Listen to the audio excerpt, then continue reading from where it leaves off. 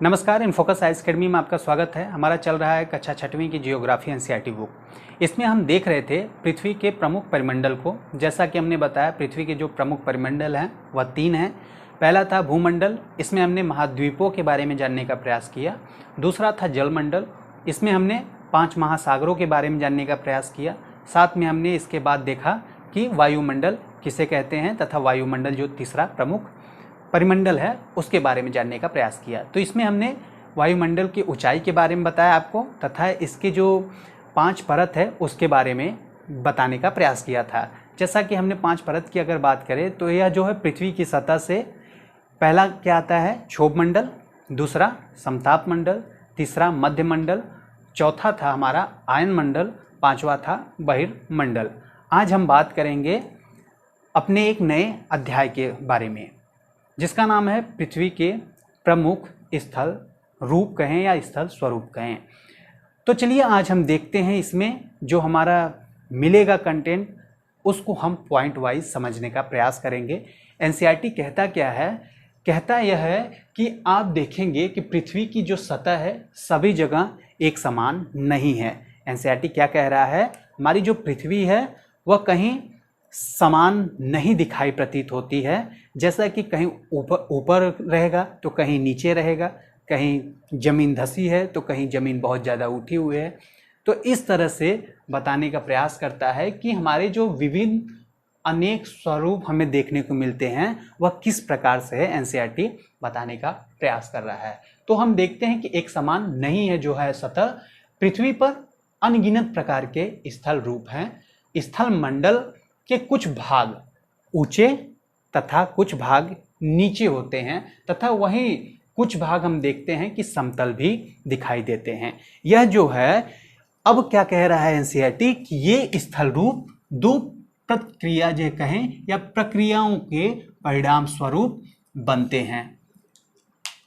किन 2 प्रक्रियाओं के स्वरूप बनते हैं तो हम बात कर रहे हैं, पहला है आंतरिक प्रतिक्रिया, दूसरा है बाह्य प्रतिक्रिया। अब आंतरिक प्रतिक्रिया कहते किसे हैं तो उसको हम समझें। आंतरिक प्रतिक्रिया के कारण बहुत से स्थानों पर पृथ्वी की सतह कहीं ऊपर उठ जाती है तो कहीं नीचे धंस जाती है। आंतरिक प्रतिक्रिया के कारण क्या होता है, आंतरिक प्रक्रिया के कारण होता है कि हमारी जो जमीन है, पृथ्वी की सतह है, वह कहीं नीचे हो जाती है तो कहीं ऊपर उठ जाती है। यही हम दूसरी प्रक्रिया की बात करें तो प्रक्रिया में हम देखते हैं कि स्थल के लगातार बनने एवं टूटने की प्रक्रिया होती रहती है। किसमें, दूसरी प्रक्रिया में लगातार स्थल बनते रहते हैं तथा टूटते रहते हैं।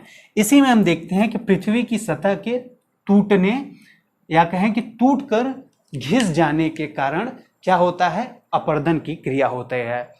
देखिए क्या लिखा है कि पृथ्वी की सतह के टूटकर घिस जाने को हम अपरदन कहते हैं। अपरदन किसे कहते हैं, पहला पॉइंट आप यहाँ पे नोट करिए। आपसे पूछा जा सकता है कि अपरदन किसे कहा जाता है, तो आप कहेंगे पृथ्वी की सतह के टूटकर घिस जाने को हम अपरदन कहते हैं।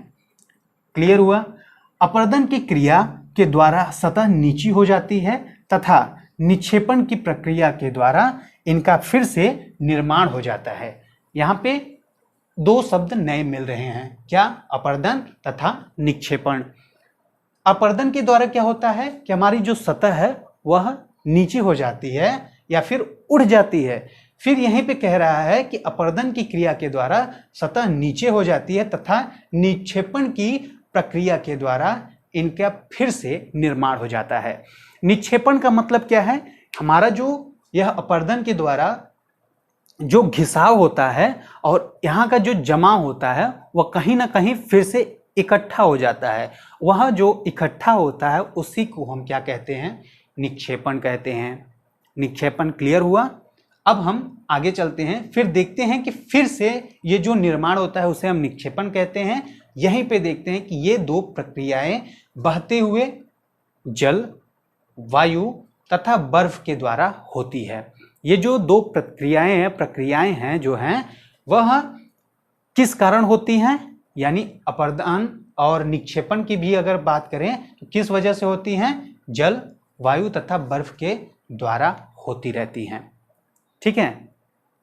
अब हम देखते हैं इसी में कि यह जो है हम विभिन्न स्वरूपों, स्थल स्वरूपों को उनकी ऊंचाई एवं ढाल के आधार पर विभाजित करते हैं। जैसे पर्वत, पठार एवं मैदान। मैदान की जो है वर्गीकृत कर सकते हैं। पर्वतों को हम वर्गीकृत करते हैं किस प्रकार से? उनकी ऊंचाई तथा ढलान के आधार पे। पठारों के किस तरह से? ऊंचाई तथा ढलान के आधार से। मैदानों के किस तरह से? तो ऊंचाई तथा ढलान के आधार पे हम वर्गीकृत कर सकते हैं। अब इसी में देखते हैं अब एक एक करके। तो हम पहला देखेंगे पर्वत। पर्वत में क्या कह रहा है कि पृथ्वी की सतह की प्राकृतिक ऊंचाई है। जो पृथ्वी की सतह है वह प्राकृतिक ऊंचाई है। कौन? पर्वत। पर्वत क्या है? पर्वत पृथ्वी की सतह की प्राकृतिक ऊंचाई है। पर्वत का शिखर जो है छोटा तथा आधार जो है चौड़ा होता है। पर्वत का शिखर जो है वह छोटा होता है लेकिन आधार जो होता है वह चौड़ा होता है। जैसे जैसे आप ऊंचाई पर जाएंगे जलवायु जो है वह ठंडी होती जाती है। क्या होती जाती है? जलवायु ठंडी होती जाती है। जलवायु ठंडी होती जाती है। पहाड़ी वह स्थलीय भाग है। अब पहाड़ी के बारे में एनसीईआरटी बताने का प्रयास कर रहा है। कह रहा है कि पहाड़ी जो है वह स्थलीय भाग है जो कि आसपास की भूमि से ऊंची उठी होती है। पहाड़ी की डिफिनेशन क्या बता रहा है? वह पहाड़ी वह स्थलीय भाग है जो कि आसपास की भूमि से ऊंची उठी होती है। 600 मीटर के। अब यहाँ पे क्या बताने का प्रयास कर रहा है कि जो पर्वत है उनको हम किस तरह से परिभाषित कर सकते हैं उसको भी दिखाने का प्रयास कर रहा है। तो देखिए ये डिफिनेशन जो पर्वत के बहुत खूबसूरत है। क्या है? 600 मीटर से अधिक ऊंचाई एवं खड़ी ढाल। क्या? 600 मीटर से अधिक ऊंचाई एवं खड़ी ढाल वाली पहाड़ी को हम पर्वत कहते हैं। क्या कहते हैं? जो 600 मीटर से ऊंची हो तथा खड़ी ढाल हो जिस भी पहाड़ी के, हम उसको पहाड़ी न कहकर पर्वत कहते हैं। पर्वत की डिफिनेशन क्लियर हुआ। फिर से देखिए, जो 600 मीटर की जो पहाड़ी होती है वह थोड़ी सी अगर ऊंची हो जाए तो उसको हम पहाड़ी न कह के पर्वत कहते हैं, और अगर उसकी खड़ी ढाल हो तो उस पे भी हम कहेंगे कि वह पहाड़ी नहीं पर्वत है। जैसे कि अगर हम देखें यहीं पे तो वह जो है इसकी खड़ी ढाल होती है, वह इस तरह से हम देखते हैं कि उसकी ढाल खड़ी होती है प्लस 600 मीटर से प्लस हो, अधिक ऊंचाई हो, तो उसको हम पर्वत कहते हैं, पहाड़ी नहीं कहते हैं। अब यहीं पे देखते हैं कि कुछ पर्वतों पे हमेशा जमी रहने वाली बर्फ की नदियां होती हैं। कुछ पर्वतों पे हम देखें तो हमेशा जमी रहने वाली नदियों के हमें बर्फ दिखाई पड़ते हैं।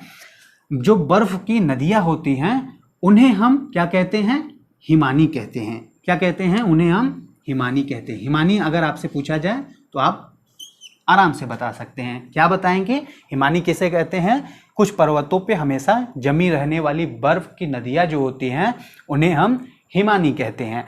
अब यहीं पे देखते हैं कि यहाँ कुछ ऐसे भी पर्वत हैं जो समुद्र के भीतर मौजूद हैं तथा जिन्हें आप नहीं देख सकते। कठोर जलवायु होने के कारण पर्वतीय क्षेत्रों में बहुत कम लोग निवास करते हैं। यहाँ की जलवायु जो है कठोर है इस वजह से, और जहाँ पे भी जलवायु कठोर होती है वहाँ पे अधिकांशतः निवास जो है कम ही देखने को मिलते हैं। अब यहीं पे देखते हैं कि वहाँ का जो धरातल है खड़ी ढाल वाला होता है। कृषि योग्य भूमि जो है कि कमी होती है। कृषि जो भूमि है वहाँ पे न के बराबर हमें देखने को मिल जाता है। अब यहीं पे देखते हैं कि हिमालय जो है आल्प्स तथा एंडीज, क्रमशः हम कहें हिमालय जो कहाँ पाया जाता है वह एशिया में होता है। कहाँ पे? एशिया में। आल्प्स कहाँ है? वह यूरोप में है तथा एंडीज कहाँ है? वह दक्षिण अमेरिका में है। तो कह रहा है कि यह जो पर्वत की श्रृंखलाएं हैं कौन सी? हिमालय, आल्प्स तथा एंडीज पर्वत कहाँ पाए जाते हैं? एशिया, यूरोप तथा दक्षिण अमेरिका। ये जो पर्वत श्रृंखलाएं हैं यह जो है 3 प्रकार के होते हैं, दिखाई दे रहे हैं। क्या कह रहा है? कौन कौन से प्रकार के? वलित पर्वत होते हैं। पर्वत जो है, पर्वत की परिभाषा हमने देखा। अब इसको 3 प्रकार में विभाजित करते हैं। पहला है वलित पर्वत, दूसरा है भ्रंशोत पर्वत तथा तीसरा क्या है, ज्वालामुखी पर्वत। इन 3 पर्वतों में पर्वत को विभाजित किया गया है। वलित की अगर बात करें तो वलित पर्वत जो है वह मोड़दार पर्वत होता है। कुछ अगर फिगर की बात करें तो कुछ इस तरह से दिखाई देता है। किस तरह से, तो मान लीजिए कुछ हमारा पहाड़ी है वह मुड़ा रहता है, कुछ इस तरह से मोड़दार पर्वत में आता है। ठीक है, अब यहीं पे देखें हम भ्रंशोत पर्वत क्या है। भ्रंशोत पर्वत जो है हमारा वह कहीं पे ऊंचा हो जाता है तो कहीं पे, जैसे ये पर्वत है तो यहीं पे हमारा जो पर्वत है वह दब गया, अब यहाँ पे 2 तरफ से उठ गया या फिर बीच का उठ जाए, दोनों तरफ का दब जाए, तो उसे हम भ्रंशोत पर्वत कहते हैं। अब क्या है तीसरा, ज्वालामुखी। तो ज्वालामुखी आप सब जानते हैं। अब हम बात करते हैं इसी में, देखते हैं कि हिमालय तथा आल्प्स वलित पर्वत हैं जिसकी सतह जो है ऊबड़ खाबड़ है तथा शिखर जो है शंक्वाकार है। शंक्वाकार का मतलब आप कहें कि कुछ इस तरह से कोन टाइप में कुछ इस तरह से हमें देखने को मिल जाते हैं। तथा इसी में हम देखते हैं कि भारत की जो अरावली श्रृंखला विश्व की सबसे पुरानी वलित श्रृंखला है। कैसी है, वलित श्रृंखला है। कौन, अरावली जो है भारत की विश्व में सबसे वलित, अगर पूछा जाए पर्वत श्रृंखला कौन सी है तो अरावली पर्वत श्रृंखला है, सबसे पुरानी पर्वत श्रृंखला है। इसमें हम देखते हैं कि अपर्दन की प्रक्रिया के कारण यह श्रृंखला घिस गई है। जो है अपर्दन की प्रक्रिया होती है तो श्रृंखला घिस जाने की वजह से हम देखते हैं कि उत्तरी अमेरिका के अल्पेशियन तथा रूस के यूराल पर्वत गोलाकार दिखाई देते हैं एवं इनकी ऊंचाई कम है। ये बहुत पुराने वलित पर्वत हैं। देखिए वलित पर्वत बहुत पुराने कौन कौन से हैं, आपसे अगर पूछा जाए तो भारत की विश्व की सबसे पुरानी वलित पर्वत श्रृंखला है कौन, अरावली। तथा अगर हम देखें यहीं पे उत्तरी अमेरिका के अल्पेशियन तथा रूस के यूराल पर्वत जो गोलाकार दिखाई में देता है, ये दोनों जो हैं यह भी वलित पर्वत है। अभी पर्वत शुरुआत हुआ है। पर्वत की विशेषताओं के बारे में और भी जानने का हम प्रयास करते हैं।